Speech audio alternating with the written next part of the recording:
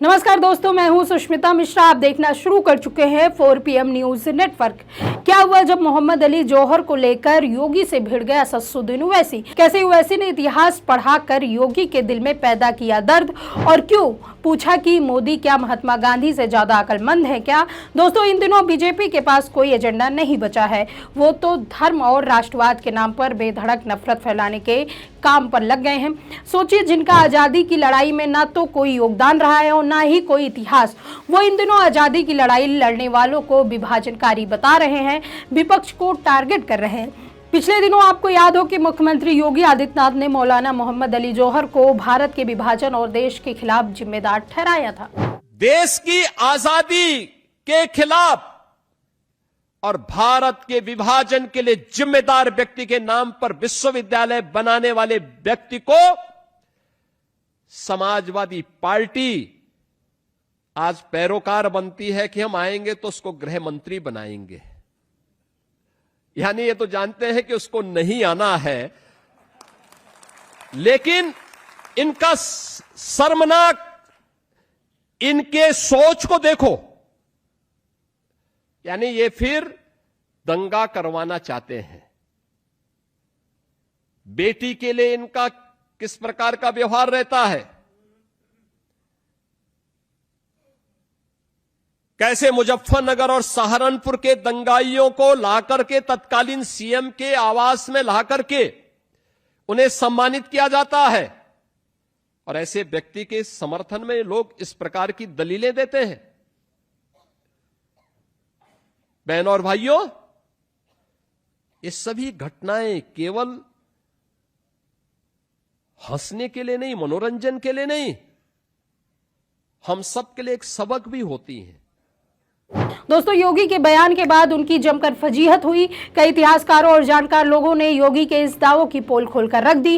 लेकिन अब इसी को लेकर AIMIM चीफ असदुद्दीन ओवैसी ने योगी आदित्यनाथ को इतिहास पर जमकर पाठ पढ़ाया।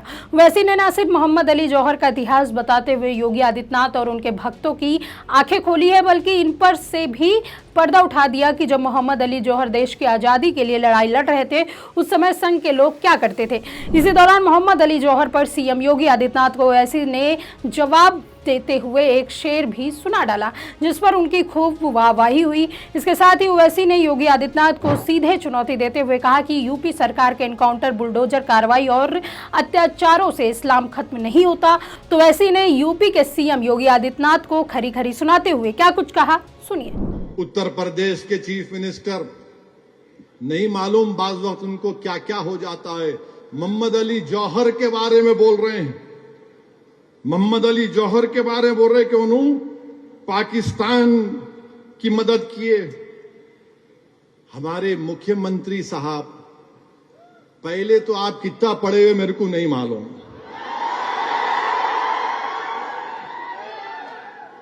मोहम्मद अली जौहर बहुत पढ़ा लिखा आदमी था, और मोहम्मद अली जौहर यकीनन मुस्लिम लीग के सदर थे, मगर बाद में ये उस वक्त की कांग्रेस के सदर भी थे। यकीनन खिलाफत मूवमेंट की तहरीक का एक बड़ा हिस्सा थे। अगर आपको मोहम्मद अली जौहर उत्तर प्रदेश के चीफ मिनिस्टर तकलीफ है कि मोहम्मद अली जौहर ने खिलाफत मूवमेंट में हिस्सा लिया, इसलिए मेरे पेट में, सर में दर्द हो रहा, तो और दर्द पैदा करूंगा तुम्हारे दिल में। अब सुनो, RSS के जो बानी थे उनका नाम क्या था? हेगडेवर। हेगडेवर हेगडेवर जिंदगी में एक ही मर्तबा जेल को गए, एक ही मर्तबा जेल को गए। कब गए? खिलाफत मूवमेंट में तकरीर की हेगडेवर ने, खिलाफत मूवमेंट की ताईद में। अब हमारे बाबा को मालूम ही नहीं, नहीं मालूम तो पूछ लेना, वरना ये हैदराबाद की शेरवानी परेशान कर देंगी तुमको। हेगडेवर जेल को एक ही मर्तबा गए। कब गए? जब खिलाफत मूवमेंट चल रहा था, तो हेगडेवर तकरीर करे खिलाफत मूवमेंट की ताईद में। अच्छा, हेगडेवर जेल को जाके मोटे होके निकले, और वो मोहम्मद अली जौहर जो राउंड टेबल कॉन्फ्रेंस को लंदन गए थे, उन्होंने कहा कि मैं लंदन से वापस या तो मुल्क को आजाद करा के आऊंगा या फिर मेरी मौत होगी।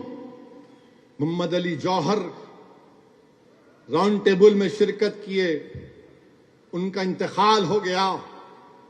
बैतुल मुक़द्दस में मस्जिद अक़सा के उस दामन में उनकी आज खबर है। लाखों लोगों ने उनके जनाजे में शिरकत की।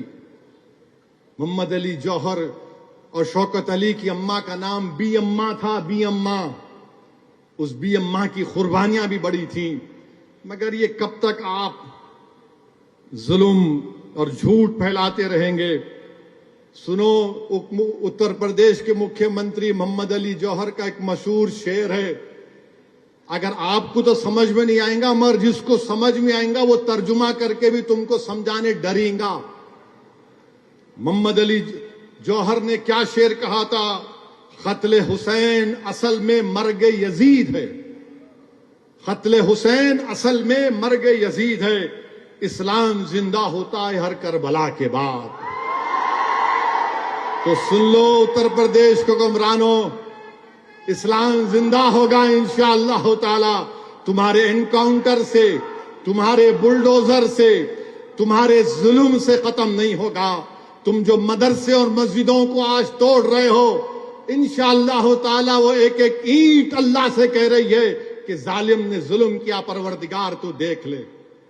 जमहूरियत है, आप कानून के बजाय जुल्म कर रहे हैं। अब देखिए, एक और जहां असदुद्दीन ओवैसी ने मोहम्मद अली जौहर का इतिहास पढ़ते हुए योगी को आड़े हाथों लिया, तो वहीं उन्होंने देश में गरमाए वंदे मातरम के मुद्दे पर जमकर अपनी राय रखी। ओवैसी ने कांग्रेस की लाइन पकड़ते हुए मोदी सरकार पर जमकर निशाना साधा। ओवैसी ने वंदे मातरम विवाद पर पीएम मोदी पर तीखा हमला बोलते हुए सवाल उठाया कि मोदी गांधी से ज्यादा समझदार हैं।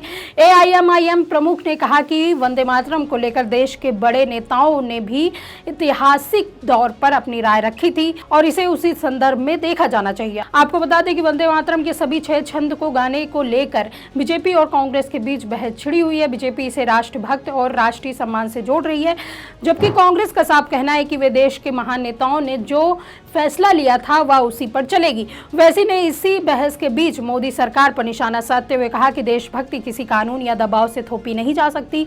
वैसी ने कहा कि महात्मा गांधी, सुभाष चंद्र बोस और रविन्द्रनाथ टैगोर के दौर में वंदे मातरम की शुरुआती 2 पंक्ति को लेकर सहमति बनी थी। उन्होंने सवाल उठाया कि अगर उन नेताओं ने ऐतिहासिक परिस्थितियों में और अलग अलग समुदाय की भावनाओं को ध्यान में रखकर फैसला किया होता तो आज किसी पर देशभक्ति साबित करने के लिए पूरे गीत को गाने का दबाव क्यों बनाया जा रहा है। उन्होंने क्या कुछ कहा, सुनिए। ये समझ रहे हैं कि हम दीन से दूर हो जाएंगे। अरे दीन से वो लोग दूर होते हैं जिनके दिल में रसूल अल्लाह सल्लल्लाहु अलैहि वसल्लम से मोहब्बत खत्म हो जाती है। हम दीन को नहीं छोड़ने वाले हैं, हम थाम के रखेंगे दीन, इस दीन को। हम जिंदा रहेंगे तो इस दीन पर चलेंगे, हम लड़ेंगे इस मुल्क में, इस मुल्क को बचाएंगे तो दीन पर चल के भारत को सुपर पावर भी बनाएंगे, मगर दीन को नहीं छोड़ेंगे। इसलिए कि इस मुल्क की आजादी में RSS का एक आदमी नहीं मरा, एक आदमी नहीं मरा इनका। या तुर्रेबाज खान की लाश सुल्तान बाजार में 8 दिन तक लटकती रही। इन्हों कान थे, क्या लटक रहे थे नहीं मालूम। नहीं, भारत से मोहब्बत, अरे भारत से मोहब्बत तुमको हमारे से ज्यादा है। नहीं, वंदे मातरम पढ़ना है। अरे मेरे भाई, रविंद्रनाथ टैगोर, नेताजी सुभाष चंद्र बोस, महात्मा गांधी, इन तमाम ने मिलकर फैसला किया कि वंदे मातरम के 2 स्टैंजा रहेंगे, उससे आगे नहीं पढ़ा जाएगा। तो क्या नरेंद्र मोदी महात्मा गांधी से ज्यादा अक्लमंद है? क्या नरेंद्र मोदी नेताजी सुभाष चंद्र बोस से ज्यादा इस देश का मोहब्बत करने वाला है? क्या नरेंद्र मोदी में इतनी इंटेलेक्चुअल कैपेसिटी है कि रविंद्रनाथ टैगोर के पास थी? इन लोगों ने फैसला लिया, मगर आप कह रहे नहीं। आपने कानून बना दिया, आपने कानून बना दिया। देश सबका है। कोई भारत की पूजा करता है, कोई भारत की जमीन में दफन हो जाता है मेरी तरह, मगर भारत से मोहब्बत करता है। ये देश की ये देश सबका है, मगर आप कह रहे हैं कि भारत को खुदा मानो। मैं कैसे मानूंगा बताओ? मैं तो जमीन और आसमान के खालिक को अपना रब मानता हूं। मैं तो ला इलाहा इल्लल्लाह बोलने वाला हूं और बोलता रहूंगा। तुम जेल में डालो, तुम गोली मारो, मेरी जबान पे आखिरी लफ्ज वही होगा, ला इलाहा इल्लल्लाह व अशहदु अन्ना मुहम्मद रसूलुल्लाह। आप इस तरह का कानून बनाकर बीजेपी, नरेंद्र मोदी, रविंद्रनाथ टैगोर, महात्मा गांधी, नेताजी सुभाष चंद्र बोस की तौहीन कर रहे हैं। तो दोस्तों, सवाल सिर्फ मोहम्मद अली जौहर या वंदे मातरम का नहीं है, सवाल उस इतिहास का है जिसे आज अपने राजनीतिक फायदे के लिए बीजेपी और संघ द्वारा तोड़ मरोड़ कर पेश किया जा रहा है। ओवैसी ने योगी से लेकर मोदी सरकार तक को यही याद दिलाने की कोशिश की है कि देशभक्ति किसी प्रमाण पत्र की मोहताज नहीं होती और इतिहास को राजनीतिक चश्मे से नहीं देखा जा सकता। गांधी, जौहर, बोस और टैगोर जैसे नेताओं ने अपने दौर की परिस्थितियों को समझकर फैसला लिया था। ऐसे में सवाल यही है, क्या आज सत्ता इतिहास से बड़ी हो गई है या फिर इतिहास को अपनी सुविधा से बदलने की कोशिश हो रही है? इस पर आपकी क्या राय है, हमें कमेंट करके जरूर बताइए। अगर वीडियो पसंद आई हो तो लाइक और शेयर करें और अगर आपने अभी तक हमारे चैनल को सब्सक्राइब नहीं किया है तो कर लीजिए। जुड़े रहिए 4PM न्यूज़ नेटवर्क के साथ। नमस्कार।